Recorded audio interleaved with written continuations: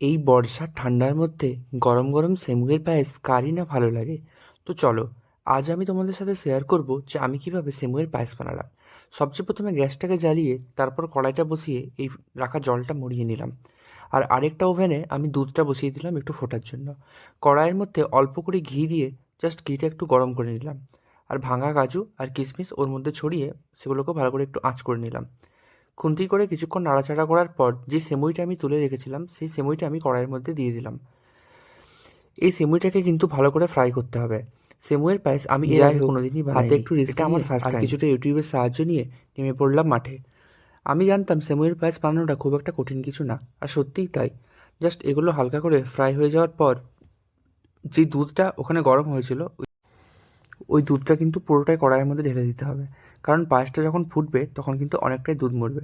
আর এই দুধটা আগের থেকে একটু গরম করে রাখলে এটার টেস্ট কিন্তু আরও বেশি ভালো হবে। তারপর পুরো দুধটা ঢালা হয়ে গেলেই কিছুক্ষণ খুন্তিতে করে নাড়াচাড়া একটু ভালো করে করে নিয়ে ঢাকাটা জাস্ট 10 মিনিটের মতো রেখে দিতে হবে। ওতেই কিন্তু সেমইগুলো বয়েল হয়ে যাবে ভালো করে। 10 মিনিট বা 5 মিনিট পর ওটা খুলে নিলেই দেখা যাবে যে বয়েল ভালো করে হয়ে গেছে। তোমরা চাইলে কিছুক্ষণ গ্যাসটা অফ করে ওই ভাপে কিন্তু সিদ্ধ করে নিতে পারো।